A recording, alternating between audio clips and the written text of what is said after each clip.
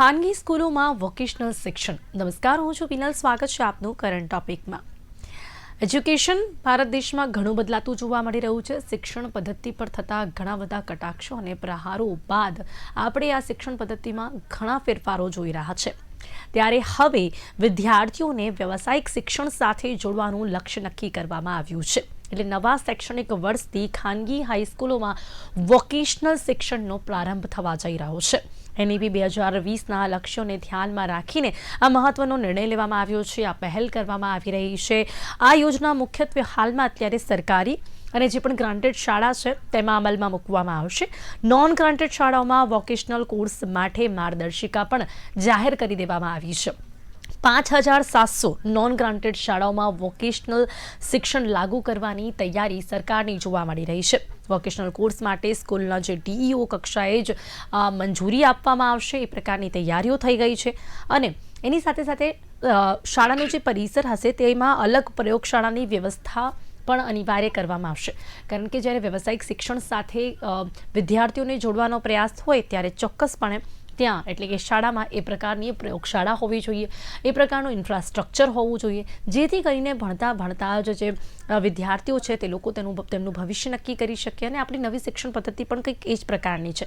ન માત્ર ગોખણપટ્ટી કે ન માત્ર તમે એક્ઝામ આપીને કેટલા માર્ક્સ લાવો છો તેના ઉપર હવે નિર્ભર ન રહીને તમે શું કરવા ઈચ્છો છો તેનું પ્રેક્ટિકલ નોલેજ પણ તમને નાનપણથી મળવું જોઈએ. તે પ્રકારની આ નવી શિક્ષણ પદ્ધતિ છે ને ત્યારે હવે વોકેશનલ શિક્ષણ સાથે જોડવાનો આ પ્રયાસ સરકારનો જોવા મળી રહ્યો છે. એની સાથે સાથે બોર્ડ દ્વારા કયા સેક્ટર્સ જાહેર કરવામાં આવ્યા છે તો એગ્રીકલ્ચર, આઈટી, હેલ્થકેર એવા 16 સેક્ટર જાહેર કરવામાં આવ્યા છે.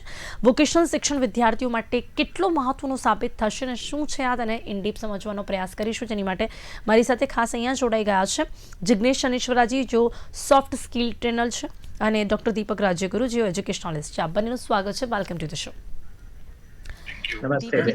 આપની સાથે શરૂઆત કરવા માંગીશ કે ખાનગી સ્કૂલોમાં આ વોકેશનલ શિક્ષણ શરૂ કરવાની સરકારની આ તૈયારીને આપ કેવી રીતે જોઈ રહ્યા છો? એક એજ્યુકેશનલિસ્ટ તરીકે આપનું શું માનવું છે? આ પ્રકારની પહેલ કેટલી મહત્વપૂર્ણ સાબિત થશે તમામ સ્ટુડન્ટ્સ માટે? જી, સૌથી પહેલા તો આપને અને રાજ્ય સરકાર તેમજ કેન્દ્ર સરકાર દ્વારા નિર્મિત નવી શિક્ષણ નીતિ, અને આપણે એનઈપી રાષ્ટ્રીય શિક્ષણ નીતિ કહીએ છીએ, નેશનલ એજ્યુકેશન પોલિસી 2020, એમાં વિસ્તારથી અભ્યાસ કર્યા પછી ખબર પડે છે કે આ શિક્ષણ નીતિ આટલા વર્ષો પછી, લગભગ 38 વર્ષ પછી એમાં ફેરફારો થઈને આવી રહ્યા છે. અને રાજ્ય સરકાર જો આ બાબતે પહેલ કરે છે, ગુજરાત સરકાર ખાસ કરીને મોડેલ સ્ટેટ તરીકે, તો એ અભિનંદનને પાત્ર છે. વાત ખાનગી શાળાની કે ગ્રાન્ટ ઇન એડ અથવા તો સરકારી શાળાઓની નથી. વાત એ છે કે હવે પછીનું શિક્ષણ ખરેખર કોના માટે આપવાનું છે અને એ શિક્ષણથી કોને કેવી રીતે ફાયદો થઈ શકે એમ છે. શિક્ષણ મેળવવાથી, માત્ર ડિગ્રી મેળવવાથી, કાગળ ઉપર સ્કોરિંગ લાવવાથી શું શિક્ષણ પૂરતું બની રહ્યું હતું? ના, ચોક્કસ નહીં. શિક્ષણ એને જ કામ આવ્યું છે કે જેની પાસે સ્કિલ અને વિલ, આ બંને વસ્તુઓ છે. બેન, સ્કિલ એટલે કે તમારી પાસે કુશળતા, કૌશલ્ય, અને તમારી પાસે હુનર છે. તો એ હુનરને તમારા શિક્ષણ સાથે, તમારી ડિગ્રી સાથે જો જોડવામાં આવે તો તમે પ્રશિક્ષિત વ્યક્તિ તરીકે સમાજમાં જઈને કામ કરી શકો. એટલે રાષ્ટ્રીય શિક્ષણ નીતિના આ પ્રયોગને અભિનંદનીય ગણું છું. અને ખાનગી શાળાઓ એટલે કે સ્વનિર્ભર શાળાઓ, એમાં ખાલી ગ્રાન્ટનો જ ફરક છે, બાકી તો શાળાઓ બધી સરખી જ હોય. સ્વનિર્ભર શાળાઓમાં આ બધી બાબતોમાં અત્યારથી જ તૈયારીઓ ચાલી રહી છે. ખાસ કરીને છેલ્લા 3 વર્ષથી કોરોનાના કાળ દરમિયાન અમને સમજવાનો, વ્યવસ્થિત થવાનો અને હવે પછીના શિક્ષણને આમૂલચૂલ પરિવર્તન સાથે શાળાઓમાં ગોઠવવાનો અમને એક અવસર મળ્યો, વિચારવાનો અવસર મળ્યો. ખાસ કરીને જે ટ્રસ્ટી મિત્રો છે એમને, કે હવે પછીના આવનારા 10, 15, 20 વર્ષનું શિક્ષણ કેવું હશે, શાળાઓની પદ્ધતિઓ કેવી હશે, શિક્ષણ પદ્ધતિ અને તેમાં પ્રાયોગિક રીતે દરેક વિષયને કેવી રીતે ભણાવવામાં આવશે, તેની ચિંતાનો વિષય અને ચિંતનનો વિષય અમને મળ્યો હતો. તે પ્રમાણે નવી શાળાઓનું જે નિર્માણ થઈ રહ્યું છે તેમાં ખાસ કરીને આ બધી બાબતોનો સમાવેશ થાય, નવી શિક્ષણ નીતિનો અમલ થઈ શકે તેવા વર્ગખંડો, તેવી રીતના એની સાથેની પ્રયોગશાળાઓ, તેવા જ લાઇબ્રેરીઓ, ઈ લાઇબ્રેરી અને બુક્સ લાઇબ્રેરી, સાથોસાથ વર્કશોપ્સ, જેને અમે કહીએ છીએ કે હવે પછી 6ઠ્ઠા ધોરણથી જો આ રીતે સર્વસમાવેશી શિક્ષણ, કારણ કે નવી શિક્ષણ નીતિમાં ઇન્ક્લુઝિવ એજ્યુકેશનની વાત થયેલી છે. હમ. ગણિત સાથે કોઈને 11મા ધોરણમાં મ્યુઝિક ભણવું હશે તો ભણી શકશે. Maths with music, maths science with drawing, આવી રીતે મલ્ટિપલ ચોઇસના એ લોકોને અવસર મળશે ધોરણ 10માની 12ની બોર્ડની પરીક્ષા પછી, કે તમે તમારા જે ફિલ્ડમાં જવું હોય તમે જઈ શકો છો. સાથોસાથ તમારી પસંદગીના વિષયો, એટલે કે તમારી ઇનર સ્કિલ, તમારે ભગવાને આપેલી કોઈ સ્કિલ છે તેને ડેવલપ કરવા માટે વિષય સાથે ભણવું છે તો તમે ભણી શકશો. આર્ટ્સ, કોમર્સ અને સાયન્સ જેવું જે આપણે ત્યાં છે તે ધીરે ધીરે આપણે આમાંથી નીકળીશું બહાર, અને સ્કિલ બેઝડ કૌશલ્ય વધે તેવા માટેનો પ્રયોગ કરવા માટે આવી પ્રકારની પ્રયોગશાળાઓ માટે એટલે દીપકભાઈ, આ સ્વનિર્ભર શાળાઓ શિક્ષણ સજ્જ છે. પદ્ધતિ તો ક્યારની અમલમાં, ક્યારની તેની વાત થઈ ચૂકી છે. તો હવે એના ભાગરૂપે આ નવા શૈક્ષણિક વર્ષથી આ કરવામાં આવશે. જી, હજી રાજ્ય સરકાર તરફથી આ બાબતની ગાઈડલાઈન ઓન પેપર આવી નથી, પરંતુ આની ચર્ચાઓ થાય છે. એના માટેના શિક્ષકો માટેના પ્રશિક્ષણ વર્ગો શરૂ કરવાની વાત ચાલી રહી છે.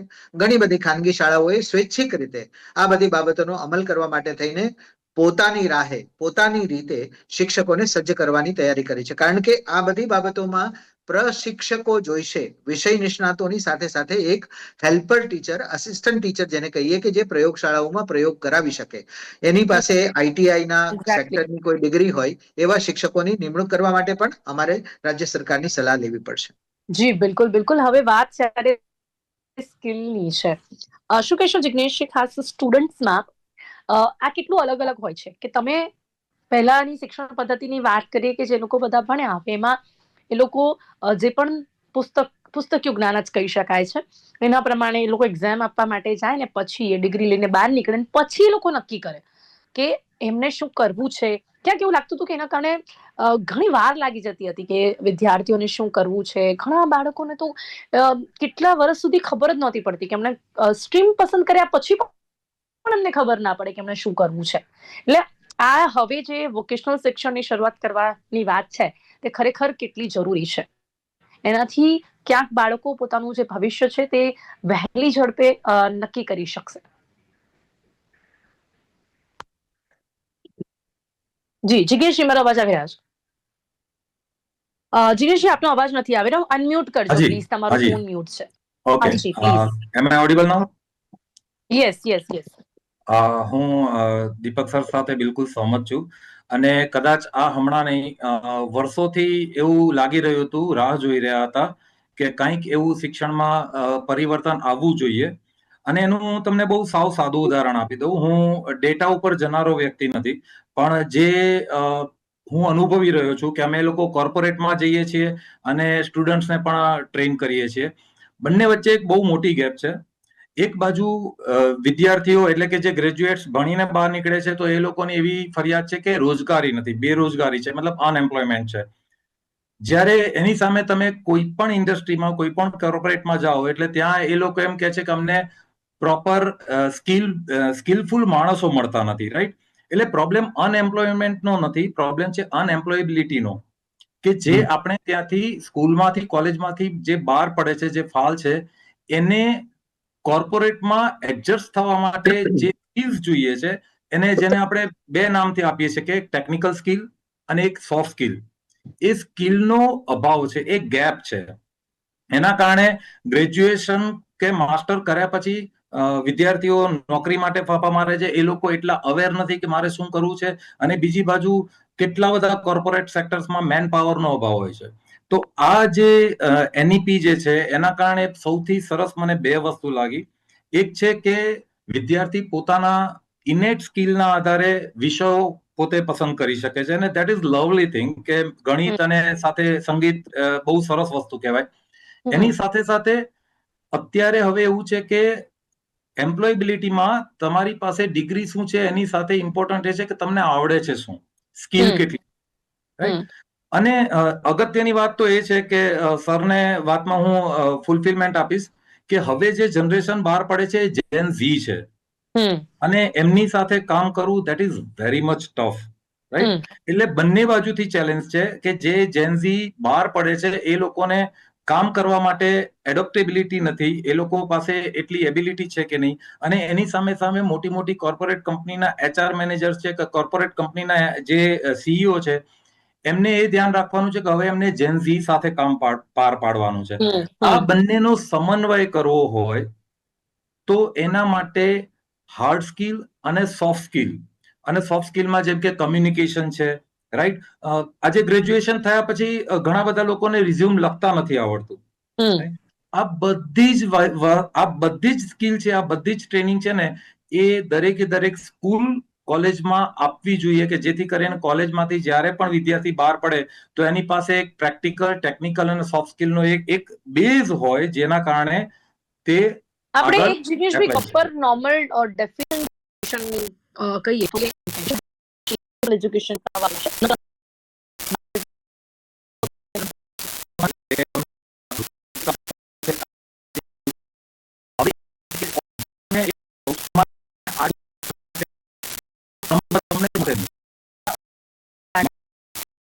સર્ટિફિકેટ સિવાય જે એવી સ્કિલ છે જેના આધારે તમે ડાયરેક્ટ જે field માં જઈ શકો.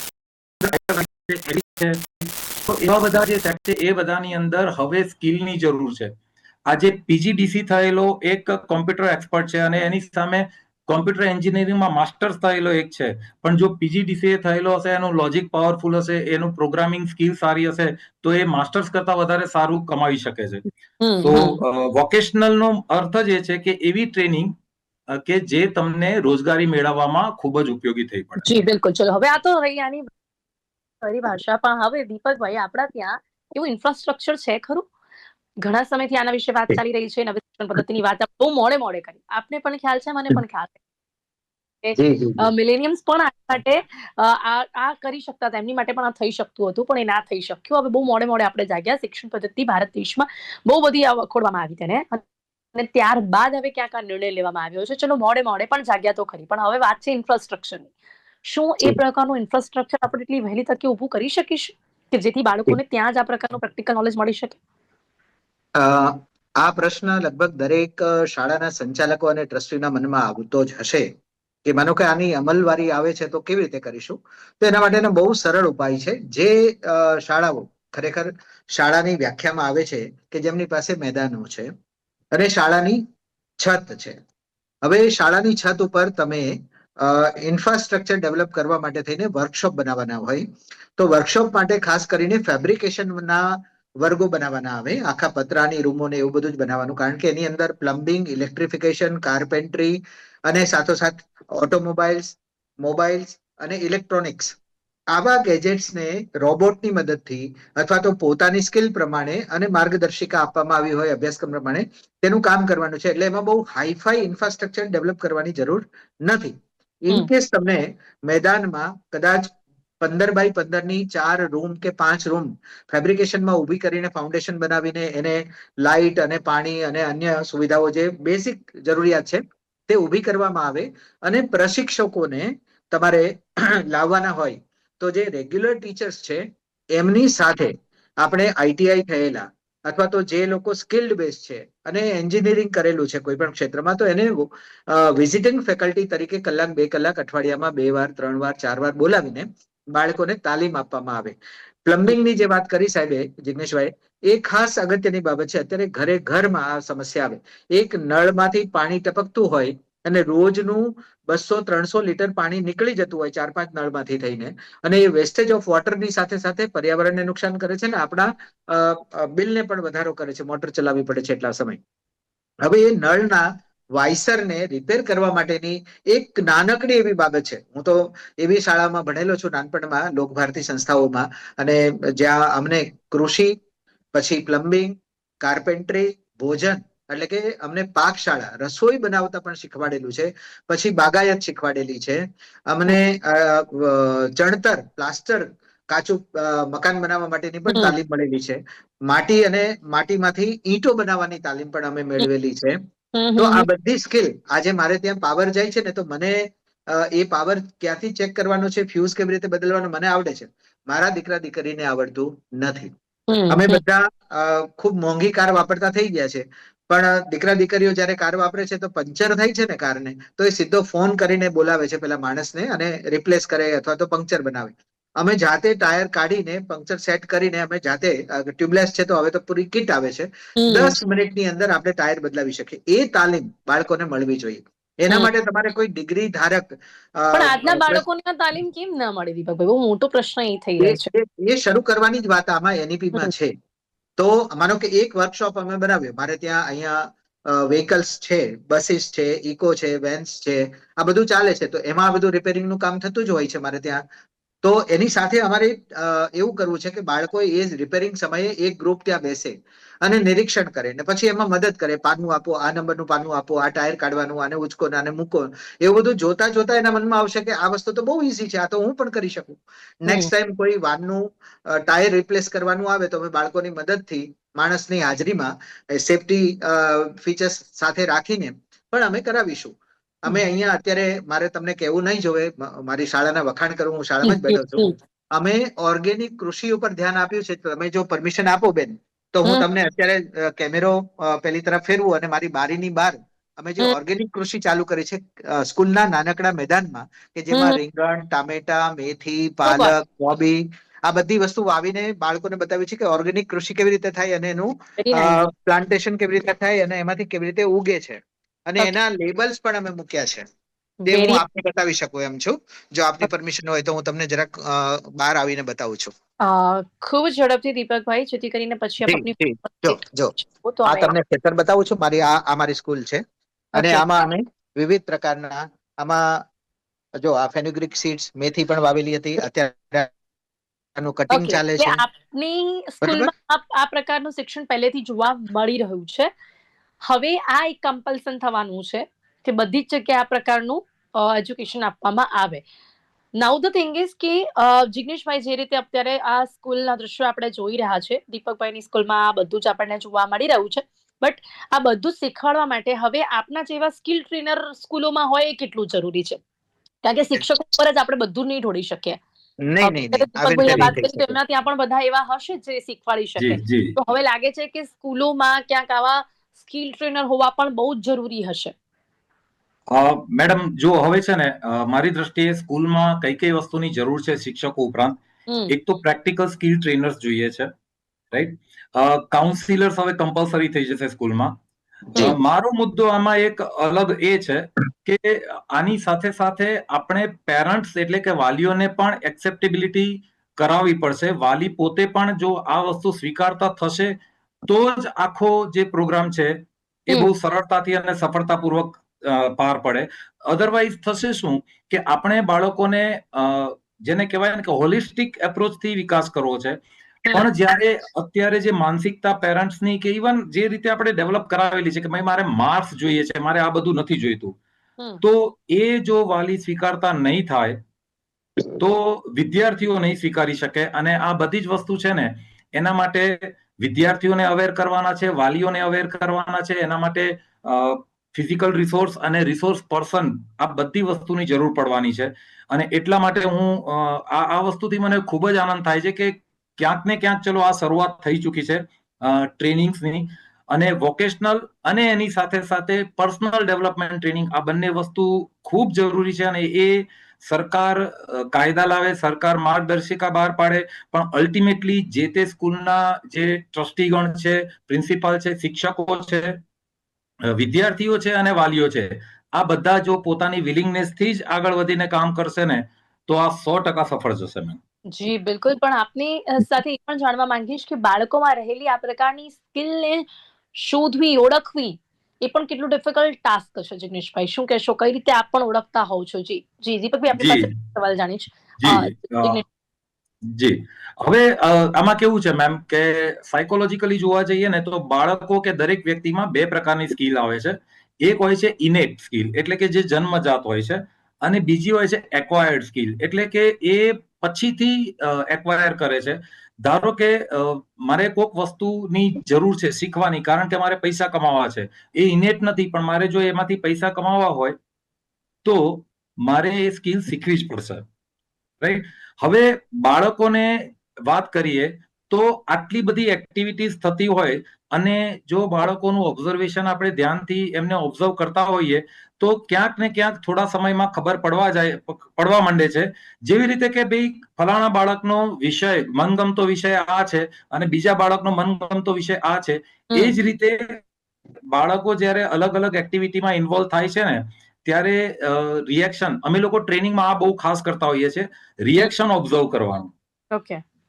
તો તમે રિએક્શન ઓબ્ઝર્વ કરો છો ને તો એ બાળક સાથે રેગ્યુલર રહેનારા શિક્ષક છે કે ટ્રેનર છે, એ દરેકને ખબર પડવા માંડે છે કે આ બાળકને ખેતીવાડીમાં વધારે રસ પડે છે, ફલાણો બાળક છે એ ઇલેક્ટ્રોનિકમાં માસ્ટર છે. હવે દરેક લાઈક ટ્રેનર હોય, સ્કિલ ટ્રેનર હોય, એમનામાં તો હોવું જોઈએ, પણ હવે દીપકભાઈ શિક્ષકોની જવાબદારી પણ અહીંયા કેટલી વધી જશે? કારણ કે એવું નથી કે આપણે પ્રયોગશાળા ચાલુ કરીશું કે આ વોકેશનલ એજ્યુકેશન આપીશું તો આપણે જે પુસ્તકીય જ્ઞાન જેને આપણે કહીએ છીએ એ પણ જરૂરી તો હશે જ. માર્ક્સ તો લાવવા જ પડશે, એક્ઝામ્સ તો આપવાની જ છે.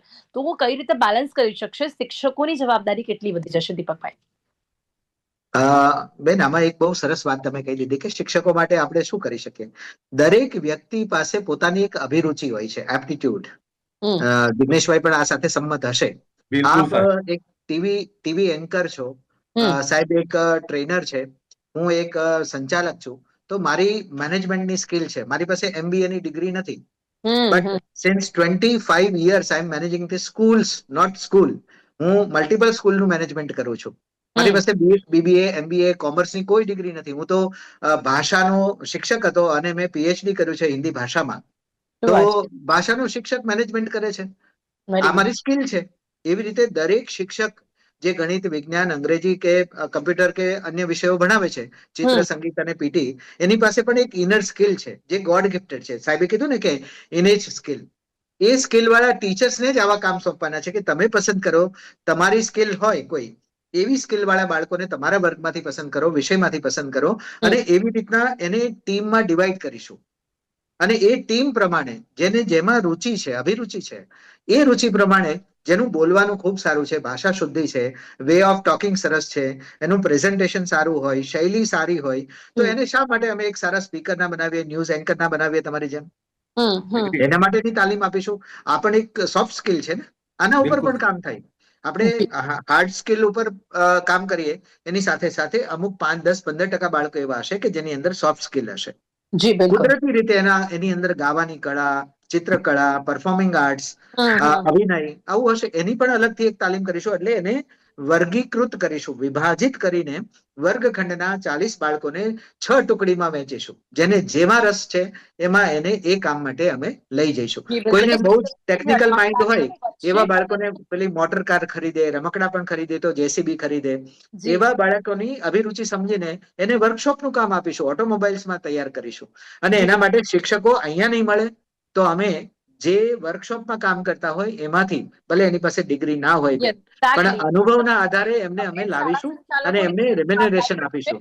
કે આવી રીતે સ્કિલ ટ્રેનર કે વર્કશોપમાં પ્રેક્ટિકલી કામ કરતા એવા લોકોને પણ હવે સ્કૂલોમાં લાવવા પડશે અને બાળકોને શીખવાડવું પડશે, જેથી કરીને એમનું સર્વાંગી વિકાસ થઈ શકે. તો ત્યારે સમય આપણી પાસે ઓછો છે, ચર્ચાને અહીંયા સમાપ્ત કરવી પડશે, પણ મને લાગે છે કે દીપકભાઈ જેવા શાળા સંચાલક હોય કે પછી જિગ્નેશભાઈ જેવા સ્કિલ ટ્રેનર હોય તો આપણે આ વોકેશનલ એજ્યુકેશનને ચોક્કસપણે ખૂબ જ સરસ રીતે આગળ લઈ જઈ શકીશું. થેન્ક યુ સો મચ મારી સાથે જોડાવા બદલ. Thank you so much.